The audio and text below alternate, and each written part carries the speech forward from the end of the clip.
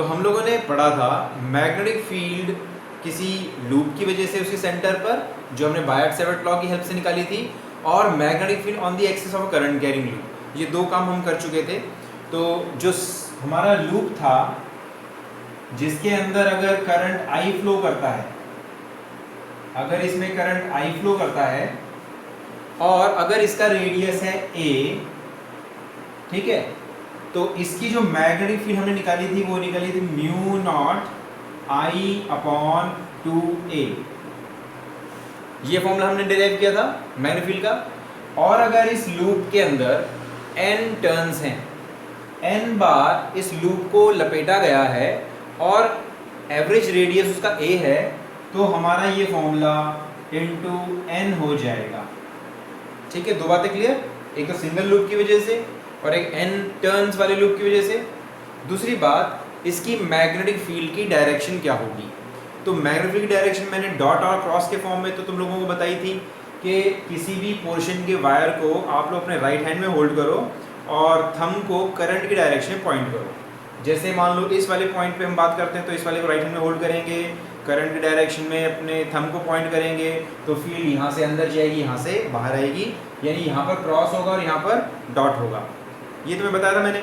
अच्छा, एक और तरीके से हम बड़े इजीली मैग्नेटिक फील्ड निकाल सकते हैं। कैसे, देखो, अपनी फिंगर्स को, अब हमने क्या किया था, वैसे जनरली हमने पिछले वाले टॉपिक में मैंने थंब की डायरेक्शन में अपने करंट को पॉइंट किया था। इसे उल्टा भी कर सकते हो कि अगर फिंगर्स को करंट की डायरेक्शन में पॉइंट करोगे तो थंब मैग्नेटिक फील्ड की डायरेक्शन को शो करेगा। तो देखो, अब ये करंट इस तरीके से जा रहा है, ऐसे जा रहा है, इस तरीके से, कैसे जा रहा है, क्लॉकवाइज जा रहा है। तो थंब किस तरफ पॉइंट कर रहा है, थंब अंदर पॉइंट कर रहा है। राइट हैंड को यूज़ करोगे और राइट हैंड को ऐसे यूज़ करोगे, फिंगर्स को करंट की डायरेक्शन में पॉइंट करोगे तो थंब मैग्नेटिक फील्ड दिखाता है। इसका मतलब क्या हुआ, फील्ड अंदर की तरफ जा रही है, field is into the plane of the board, board के अंदर जा रही है। या फिर ऐसे कह लो कि ये जो हिस्सा है, ये वाला जो हिस्सा है वो साउथ पोल बन गया। ठीक है, दिस इज साउथ पोल और इसके बैक साइड में बनेगा नॉर्थ पोल। ठीक है, इसके बैक साइड में बनेगा नॉर्थ पोल। और इसी तरीके से अगर करंट एंटी क्लॉकवाइज फ्लो करे, यानी इस तरीके से फ्लो करे, ऐसे, अब अपनी फिंगर्स को कर्ल करवाओ, ऐसे करोगे कर्ल, ऐसे, तो थंब किस तरफ पॉइंट कर रहा है, यहाँ, ऐसे कर रहा है ना, तो ये बनेगा नॉर्थ पोल। ऐसे देखो, एन की तरह नजर आ रहा है, तो ये बना नॉर्थ पोल और इसके बैक साइड में बनेगा साउथ पोल। समझ गए। तो अगर करंट क्लॉकवाइज फ्लो करेगा तो कॉइल का वो फेस जो तुम्हारे सामने है वो साउथ पोल बनेगा, और अगर करंट एंटी क्लॉकवाइज फ्लो करेगा, ठीक है, तो ये वाला जो फेस है जो तुम्हारे सामने है वो नॉर्थ पोल बनेगा। ठीक है, और मैग्नीट्यूड, फील्ड का मैग्नीट्यूड सेंटर पे, हमारी कॉइल के सेंटर पे होगा mu naught I by 2a into n। अच्छा, फिर हमने बात करी थी एक्सिस की। तो एक्सिस के लिए हमने जो फॉर्मूला निकाला था वो फॉर्मूला क्या था, एक बार देखो। वो फॉर्मूला हमारा था, अगर हमारी ये कोई लूप है जिसके अंदर करंट I फ्लो कर रहा है और ये डिस्टेंस है हमारी x और इसका रेडियस है a, तो यहाँ पर जो मैग्नेटिक फील्ड का फॉर्मूला आया था वो आया था mu naught NIA square upon 2a square plus x square raised power 3/2। ये फॉर्मूला आया था। n है नंबर ऑफ टर्न्स, इस लूप के नंबर ऑफ टर्न्स। अगर एक टर्न है तो n की वैल्यू 1 ले लोगे और जो कुछ भी है उसकी वैल्यू हम n की जगह पुट करके मैग्नेटिक फील्ड निकाल लेंगे। ये हुई एक बात। दूसरी बात, यहाँ पर मैग्नेटिक फील्ड की डायरेक्शन किस तरफ होगी। तो मैं तुम्हें बताया था कि हमने जब मैग्नेटिक फील्ड निकाली थी तो इसका छोटा सा पोर्शन हमने कंसिडर किया था, है ना, डीएल, और इसकी वजह से जो मैग्नेटिक फील्ड आई थी वो डीएल और आर दोनों के परपेंडिकुलर इस तरीके से आई थी, डीबी की डायरेक्शन। फिर हमने इसको दो कंपोनेंट्स में रिजॉल्व किया था, एक किया था वाई एक्सिस के अलोंग और एक किया था एक्स एक्सिस के अलोंग, ठीक है। तो वाई एक्सिस वाली मैग्नेटिक फील्ड जो है वो कट जाएगी, उसका कंट्रीब्यूशन कैंसिल आउट हो जाएगा हर डीएल की वजह से, सिर्फ ये वाली बचेगी।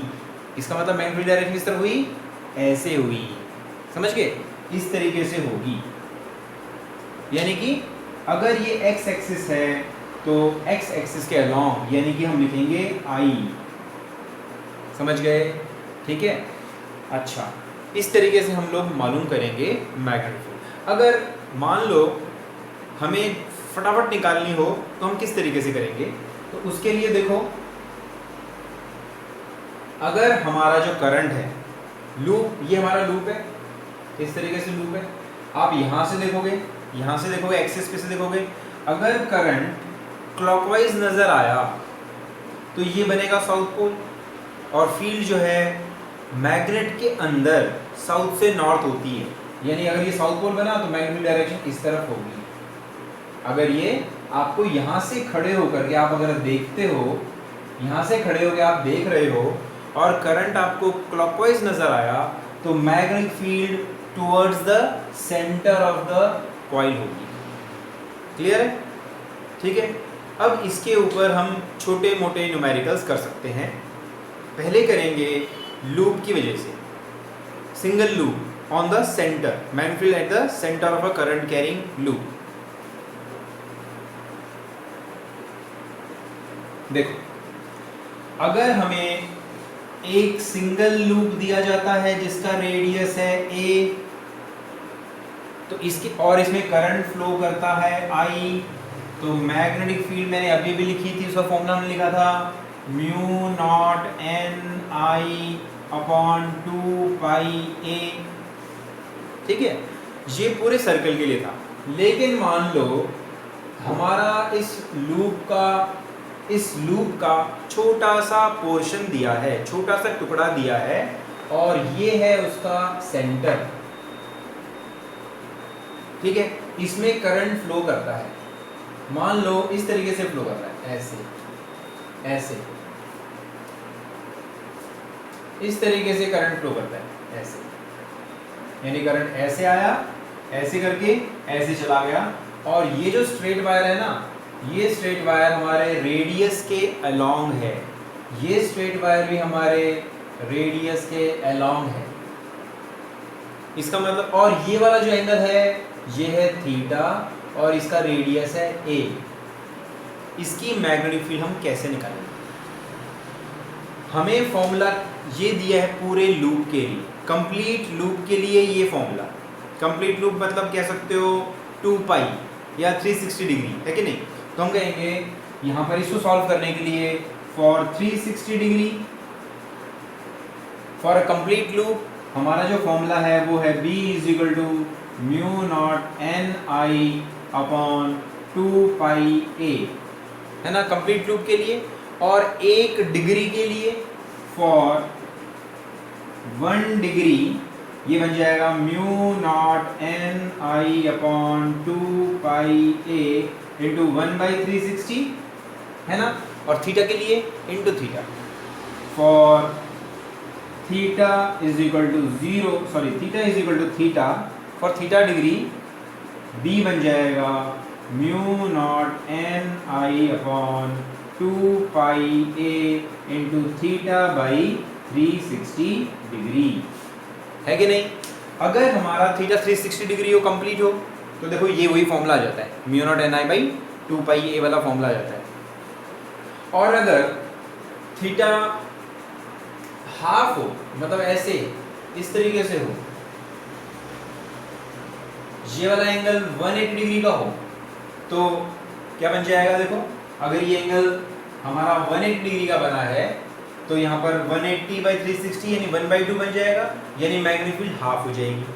और इसके लिए ये वाला फॉर्मूला, ठीक है, जो हमने फॉर्मूला निकाला θ/360 इसके लिए। पास में आई, क्या हमने छोटे इन स्ट्रेट वायर की वजह से मैग्नेटिक फील्ड नहीं कंसिडर करनी चाहिए थी? क्या ये छोटे छोटे पीसेस मैग्नेटिक फील्ड प्रोड्यूस नहीं करेंगे?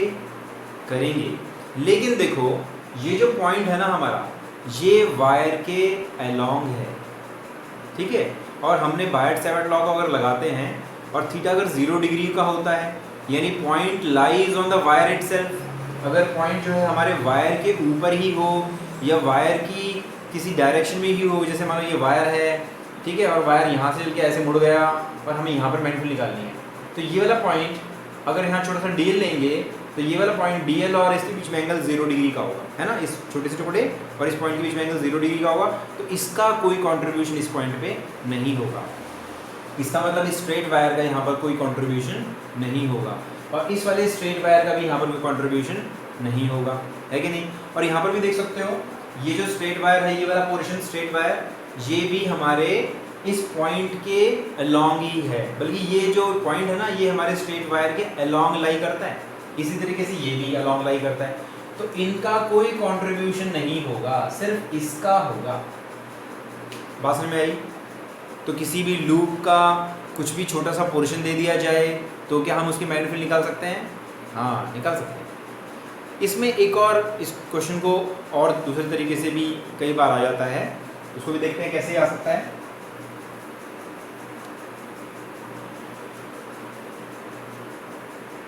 अगर हम लोगों को ये बड़ा अच्छा क्वेश्चन है कि इस तरीके से वायर दिया हुआ है, ऐसे है, ऐसे, फिर ऐसे, और इसको मैं पहले ज्वाइन कर लेता हूँ ताकि सही फिगर बने, ऐसे, ये मेरा पॉइंट ऑफ ऑब्जर्वेशन है, और वायर ऐसे करके ऐसे ऐसे ऐसे ऐसे, ठीक है, इस तरीके से, ठीक है। और इस वाले पोर्शन को हम लोग क्या कह सकते हैं? हाँ, तो इसकी मैग्नेटिक फील्ड हमें निकालनी है। करंट ऐसे आ रहा है, ऐसे जा रहा है, ऐसे, इस तरीके से, ऐसे होते हुए, ऐसे होते हुए, और फिर इस तरीके से जा रहा है, और यहाँ पर हमें मैग्नेटिक फील्ड निकालनी है। और ये वाला जो एंगल है, ये एंगल है थीटा, ये डिस्टेंस है a, ये वाली डिस्टेंस है 2a, और ये वाली डिस्टेंस है 3a, और ये वाली डिस्टेंस है 4a, ठीक है। इसको थोड़ा ठीक से बना देते हैं। ये वाली जो डिस्टेंस है, यानी यहाँ से लेके यहाँ तक की, वो है 4a, और करंट हमारा फ्लो करता है I। अब एक चीज तो तुम्हें क्लियर है कि ये सभी छोटे पीसेस थीटा डिग्री का एंगल बनाते हैं, यानी जो हम फॉर्मूला यूज करेंगे, कौन सा फॉर्मूला यूज करेंगे? B = μ0, क्योंकि सिंगल टर्न है इसलिए n की वैल्यू 1 होगी, I/2πa और θ/360। लेकिन हर पीस का हमारा जो डिस्टेंस a है वो अलग अलग है। इस वाले की देखो, इस वाले की डिस्टेंस कितनी है? 4a, इस वाले की डिस्टेंस कितनी है? 3a, इस वाले की डिस्टेंस कितनी है? 2a, इस वाले की डिस्टेंस कितनी है? a।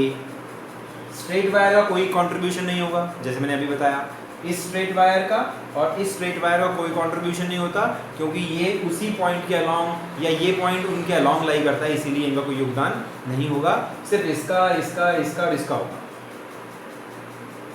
इसके लिए डिस्टेंस लेंगे 4a, इसके लिए 3a, इसके लिए 2a, इसके लिए a। कितनी बात क्लियर है? अच्छा, तो क्या सभी फील्ड, सबकी फील्ड को हम जोड़ देंगे, ऐड कर देंगे?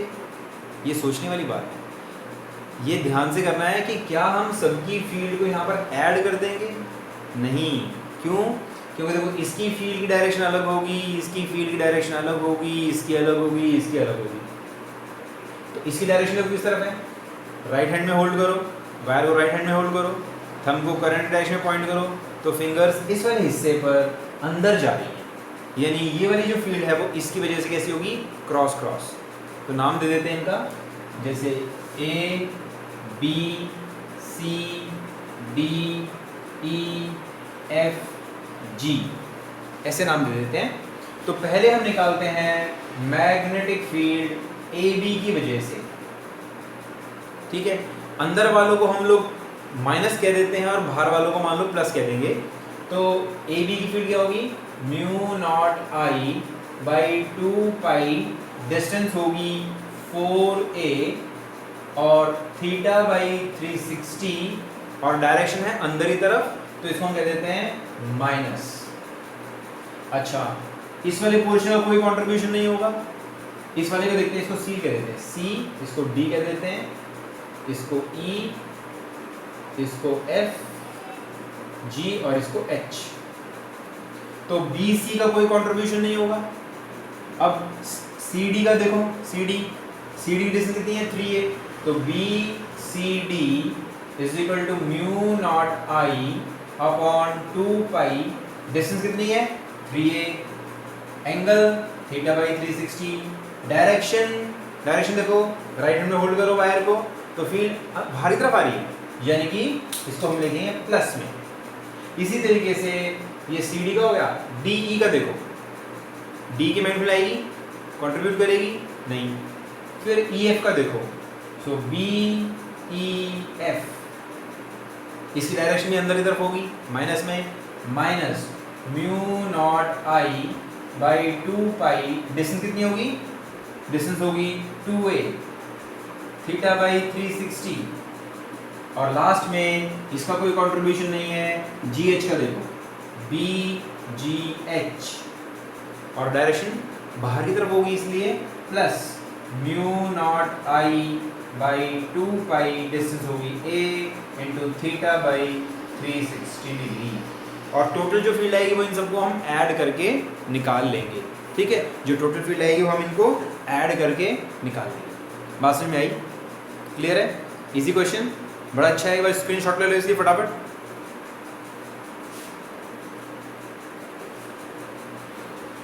इसी क्वेश्चन के कई सारे अलग अलग वेरिएबल्स आपको देखने को मिलेंगे, लेकिन कॉन्सेप्ट सबका सेम रहेगा, ठीक है। अब हम लोग एक और करेंगे जिसमें हम एक्सिस की एप्लीकेशन का करेंगे, magnetic field on the axis of current carrying loop की एप्लीकेशंस और देख लेते हैं।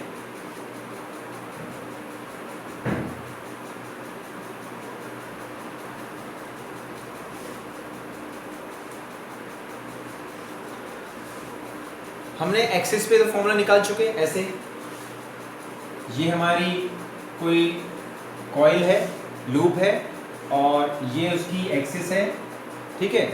यहाँ पर हम फील्ड निकाल चुके और हम देख भी चुके कि यहाँ पर डायरेक्शन कैसे निकालेंगे, ये बात तो क्लियर है ना हम लोगों को। इसमें क्या क्या क्वेश्चन आ सकते हैं, इसमें कई टाइप के क्वेश्चन आ सकते हैं। इसी को एक में आपसे ये पूछा जा सकता है कि यहाँ पर एक और कॉइल रखी है ऐसे, इसका नाम है L1 लूप 1 और लूप 2, इसका रेडियस है a और मान लो इसका रेडियस है b। इसमें करंट फ्लो करता है I1, इसमें करता है I2 और यहाँ पर बीचों बीच बताओ मैग्नेटिक फील्ड क्या होगी, इनके सेंटर पर यहाँ पर मैग्नेटिक फील्ड क्या होगी। कुछ तो समझ में आ ही रहा है ना हम लोगों को कि एक तो ये एक्सिस वाला फॉर्मूला इसके अंदर लगेगा, सॉल्व होगा, इसकी मैग्नेटिक फील्ड निकालेंगे इस पॉइंट पर और इस वाले की भी मैग्नेटिक फील्ड निकालेंगे इस पॉइंट पर। ये दो काम तो हम बड़े आराम से कर लेंगे, ये जानते हुए कि ये वाला जो पॉइंट है हमारे दोनों लूप के एक्सिस पे लाई करता है। फिर बात आती है डायरेक्शन की, हम डायरेक्शन क्या लेंगे, यहाँ पर खड़े होकर के तुम लोग देखोगे, पहले यहाँ पर देखोगे, अगर आपको यहाँ पर क्लॉकवाइज नजर आया तो मतलब कौन सा पोल बनेगा, साउथ पोल। तो फील्ड किस तरफ होगी, तो फील्ड इस तरफ होगी, इसका नाम कह देंगे B1। मान लो इसमें क्लॉकवाइज करंट फ्लो करता है, इसमें भी क्लॉकवाइज करता है, ठीक है। अच्छा, फिर ये इस तरफ टर्न करेगा, अपना फेस इस तरफ ले आएगा, ऐसे यहाँ देखेगा, यहाँ पर भी ये क्या पा रहा है, ये करंट क्लॉकवाइज फ्लो कर रहा है। अगर करंट क्लॉकवाइज फ्लो कर रहा है तो ये भी साउथ पोल बनेगा, और अगर साउथ पोल बनेगा तो यहाँ पर भी डायरेक्शन किस तरफ होगी, साउथ पोल बनेगा ना, तो डायरेक्शन यहाँ पर भी ऐसी होगी और इसको नाम देंगे B2। तो क्या हम दोनों के फील्ड को ऐड कर लेंगे, नहीं, दोनों सब्ट्रैक्ट होंगे क्योंकि दोनों की डायरेक्शन अलग है। क्लियर है? और अगर यहाँ पर एक तरफ इसको क्लॉकवाइज नज़र आता है और दूसरी तरफ मुंह फेस करता है तो ये एंटी क्लॉकवाइज नज़र आता है। तो यहाँ डायरेक्शन क्लॉकवाइज के लिए तो ये, और एंटी क्लॉकवाइज के लिए भी ये। अगर ये एंटी क्लॉकवाइज होता है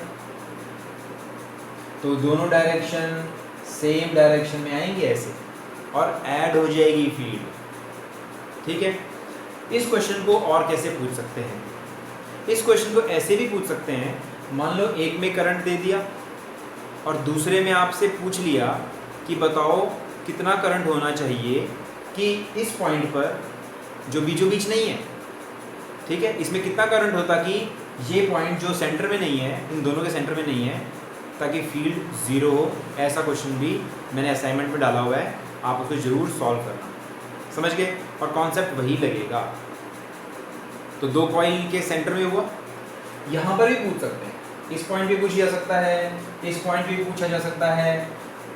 ठीक है? तो अपना पुराने वाला क्वेश्चन लेते हैं, ये भी क्लॉकवाइज, ये भी क्लॉकवाइज, और दोनों के बीच में फील्ड इस तरीके से आई थी, अपोजिट डायरेक्शन में आई थी। अब यहाँ देखते हैं यहाँ पर कैसे निकालेंगे। तो देखो फील्ड की डायरेक्शन किस तरफ है, यहाँ कौन सा पोल बन रहा है, नॉर्थ पोल, क्योंकि जब आप जहाँ इसको देखोगे तो क्लॉकवाइज नज़र आ रहा है, तो इसके बैक साइड में नॉर्थ पोल होगा, और फील्ड किस तरफ होगी, इस तरफ होगी। तो ये होगी हमारी P1, और इस वाले को देखेंगे, मतलब इसकी फील्ड देखेंगे, तो ये कौन सा पोल बन रहा है, क्लॉकवाइज है, तो ये भी साउथ पोल बन रहा है। तो फील्ड किस तरफ होगी यहाँ पर, तो इस तरफ नॉर्थ पोल बनेगा, इस तरफ साउथ पोल बनेगा, तो फील्ड नॉर्थ से साउथ, यानी कि इसकी डायरेक्शन भी ऐसे होगी। ठीक है? तो यहाँ पर भी हम देख रहे हैं कि दोनों सब्ट्रैक्ट ही हो रहे हैं, ऐसे यहाँ पर भी हो जाएगा। क्लियर है? कोई प्रॉब्लम नहीं है। एक्सिस वाला फॉर्मूला निकालेंगे, फॉर्मूला हमें पता होना चाहिए, डायरेक्शन मैंने आपको बता दी। इसी चीज़ को हम यूज़ करके इसके और दूसरे तरीके से भी इसको पूछा जा सकता है। इसी क्वेश्चन को कैसे पूछ सकते हैं, देखो अगर ये, अब तो मैंने देखा बताया कि ये दोनों जो लूप हैं वो आमने सामने इस तरीके से पैरेलल रखें, लेकिन ऐसा भी हो सकता है कि एक लूप ऐसा दे रखा है इस तरीके से, और दूसरा लूप ऐसे दे रखा है।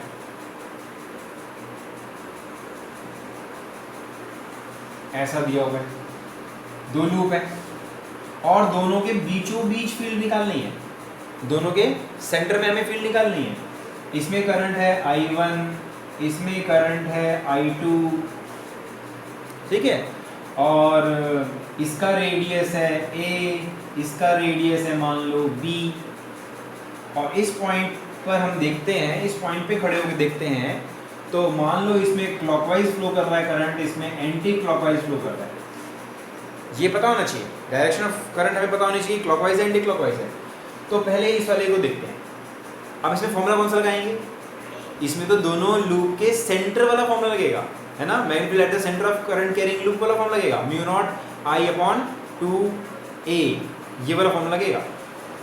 तो देखो क्लॉकवाइज फ्लो कर रहा है, तो ये वाला पॉइंट बनेगा साउथ पोल। साउथ पोल मतलब फील्ड कैसे होगी, फील्ड होगी अंदर की तरफ, ऐसे, इसके फील्ड अंदर की तरफ होगी, या यूं कह लो इसको ऐसे बनाया है तो फील्ड होगी इस तरफ, ठीक है, इस लूप के इस तरफ, और इसमें एंटी क्लॉकवाइज है, यानी आप यहाँ से देख रहे हो एंटी क्लॉकवाइज है, ये नॉर्थ पोल है, नॉर्थ पोल मतलब फील्ड कैसी होगी, इस तरफ। तो मान लो ये आपका B1 आता है, ये वाली फील्ड, और ये वाली फील्ड B2 आती है, तो रिजल्टेंट फील्ड निकालेंगे ना अब तो हम। तो रिजल्टेंट फील्ड क्या होगी, रिजल्टेंट फील्ड होगी √B1² प्लस B2², जो हम वेक्टर्स के रिजल्टेंट वाला फॉर्म लगाते हैं, 2B1 B2, और क्योंकि एंगल दोनों के बीच में 90 डिग्री का है तो हम लिख लेंगे cos 90। इस तरीके से हम लोग रिजल्टेंट फील्ड निकालेंगे। क्लियर है? इजी, आप लोगों को पता होना चाहिए। सबसे इम्पोर्टेंट बात, फॉर्मूला आपको पता हो जाएगा, फॉर्मूला आप याद कर लोगे, लेकिन डायरेक्शन समझ करके निकालिए। इसी क्वेश्चन को ऐसे भी पूछा जा सकता है। अब की बार दोनों के कॉमन सेंटर नहीं है, अब की बार ऐसे है, एक लूप ऐसे है और दूसरा लूप ऐसे है, ऐसे दो लूप है हमारे पास, इसका रेडियस है a, इसका रेडियस है b, और ये जो इनका कॉमन सेंटर है ये इस पॉइंट पर निकाल ली हम मैग्नेटिक फील्ड। ये डिस्टेंस ले लो x, ये वाली डिस्टेंस ले लो y, इसमें करंट है I1, इसमें करंट है I2, है ना। तो अब कौन सा फॉर्मूला लगाएंगे हम लोग इसमें? अब ये जो पॉइंट है दोनों लूप की एक्सिस पे लाई करता है, ये वाला पॉइंट इसकी भी एक्सिस पर है और ये वाला पॉइंट इसकी भी एक्सिस पर है। तो हम दोनों की मैग्नेटिक फील्ड निकालेंगे और डायरेक्शन भी निकालेंगे। मैग्नेटिक फील्ड का फॉर्मूला हमें पता ही है, mu naught N I a square upon mu naught N I a square. Number of turns हैं, नंबर ऑफ टर्न्स 1 है तो 1 ले लेंगे, upon 2 a square plus x है तो एक्स स्क्वायर, वाई है तो y square plus x square raised power 3/2। ठीक है, ये फॉर्मूला हमारा लग जाएगा। एक बार डिस्टेंस होगी x, एक बार डिस्टेंस लेंगे हम लोग y, रेडियस हो जाएगा a, एक में हो जाएगा b। ठीक है, रेडियस एक में हो जाएगा a, एक में हो जाएगा b। अब रही बात डायरेक्शन की, यहाँ पर खड़े होके आपने देखा कि इसमें फ्लो करता है एंटी क्लॉकवाइज और इसमें भी फ्लो करता है एंटी क्लॉकवाइज, यानी ये भी नॉर्थ पोल बन रहा है, ये नॉर्थ पोल बन रहा है, तो फील्ड की डायरेक्शन कैसी होगी? इस तरफ। और यहाँ से खड़े हो गए, इसको देखा तो ये भी एंटी क्लॉकवाइज, तो इसमें फील्ड की डायरेक्शन कैसी होगी? ऐसे, क्यों नॉर्थ पोल से फील्ड बाहर निकलती है ना। अगर इसका नाम है B2, इसका नाम है B1, तो रिजल्टेंट निकालना है। कैसे? वही जो हमारा फॉर्मूला है, B = √B1² plus B2² plus 2B1 B2 cos theta. Theta 90 है, 90 यूज कर लेंगे। समझ गए? तो हमने सारे वैरायटी के क्वेश्चंस डिस्कस कर लिए। आप बड़े इजीली इनको सॉल्व कर रहे होगे और दिखने में बड़े मुश्किल हैं लेकिन हैं बड़े इजी। कई बार इस क्वेश्चन में कोऑर्डिनेट दे दिए जाते हैं, कई बार फिगर दिया जाता है, कई बार कोऑर्डिनेट दिए जाते हैं, तो आपको कोऑर्डिनेट से पहचानना पड़ेगा कि ये पॉइंट कहाँ पर लाई करता है। बात समझ आई? ठीक है, अब हम लोग अपना अगला टॉपिक शुरू करेंगे और अगला टॉपिक है हमारा एम्पियर सर्किटल लॉ। नया टॉपिक शुरू कर रहे हैं, एम्पियर सर्किटल लॉ।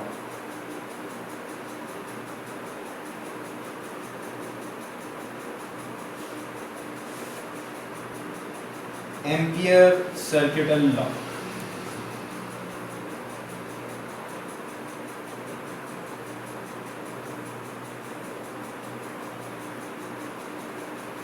बहुत इजी, बहुत इम्पॉर्टेंट, छोटा सा बड़ा काम का, बहुत ज़रूरी है ये। ठीक है, जैसे गॉस लॉ का यूज़ हम करते थे बड़े कॉम्प्लिकेटेड से सरफेसेस के लिए, इलेक्ट्रिक फील्ड निकालने के लिए। यहाँ पर हम लोग जो है बड़ी कॉम्प्लिकेटेड वायर के स्ट्रक्चर से मैग्नेटिक फील्ड हम बड़े आराम से निकाल सकते हैं। तो एम्पियर सर्किटल लॉ क्या कहता है? एम्पियर सर्किटल लॉ ये कहता है कि अगर हमारे पास कोई करंट कैरिंग वायर है तो ये अपने आसपास मैग्नेटिक फील्ड बनाएगा। राइट हैंड रूल से हम पता लगा सकते हैं कि मैग्नेटिक फील्ड इस तरफ ऐसे होगी, यहाँ परपेंडिकुलर टू द बोर्ड अंदर जाएगी, पीछे से ऐसे होते हुए और यहाँ से बाहर आएगी, यानी ऐसे इस तरीके से होगी। ठीक है ना। तो अगर हम एक लूप बनाएं, हमने एक रास्ता बनाया, ठीक है, और ये रास्ता हमारी मैग्नेटिक फील्ड के साथ ही एक तरीके से मैग्नेटिक फील्ड के साथ साथ जाता है। कोई मैग्नेटिक फील्ड लाइन है, ये उसके साथ साथ जा रहा है। ठीक है, ये हमने बनाया एक लूप, हमने बनाया, ठीक है, ये हमने बनाया है रास्ता। ये है current carrying wire, current carrying wire, और इसका रेडियस है a। इसका रेडियस क्या है? a, और करंट फ्लो कर रहा है I। तो एम्पियर सर्किटल लॉ क्या कहता है? मैग्नेटिक फील्ड इस वायर, इस लूप के ऊपर मैग्नेटिक फील्ड अगर B है और उसकी डायरेक्शन ये है, मैग्नेटिक फील्ड डायरेक्शन ये है, और हमने छोटा सा टुकड़ा लिया dl, और dl को भी हम यहाँ से ऐसे करके जा रहे हैं, हम dl से भी ऐसे करके जा रहे हैं, यानी b भी हमारी इस तरफ है, dl भी हम इस तरफ जा रहे हैं।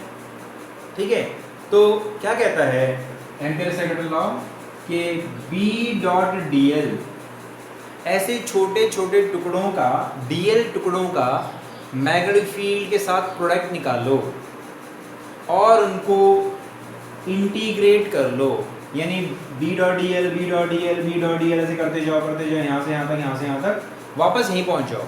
यानी क्लोज्ड लूप के लिए, बंद रास्ते के लिए बी डॉट डी एल निकालो, ठीक है। बंद रास्ते के लिए बी और डी एल का प्रोडक्ट लेते जाओ और उनको ऐड करते जाओ मैग्नेटिक फील्ड, और छोटे से टुकड़े की लेंथ को मल्टीप्लाई करो एंगल के साथ, उनके बीच के एंगल के साथ। फिलहाल तो एंगल 0 डिग्री है, तो एम्पियर सर्किट लॉ कहता है this is equal to mu naught times अंदर फ्लो करता हुआ करंट।